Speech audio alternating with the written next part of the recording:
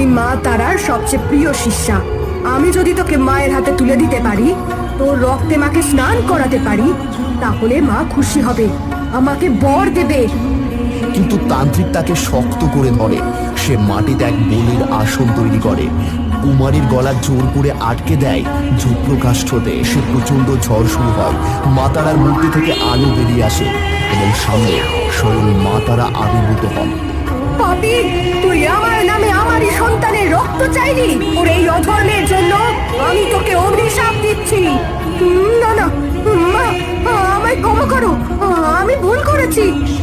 ক্ষমা, অন্যায়ের ক্ষমা হয়, কিন্তু পাপের ক্ষমা নেই। পাপের শেষ একটাই, শাস্তি। এরপর এক প্রবল আগুনের স্ফুলিঙ্গ তান্ত্রিকের শরীরে আছড়ে পড়ে এবং সে চিৎকার করতে করতে মন্দিরের বাইরে ছিটকে পড়ে।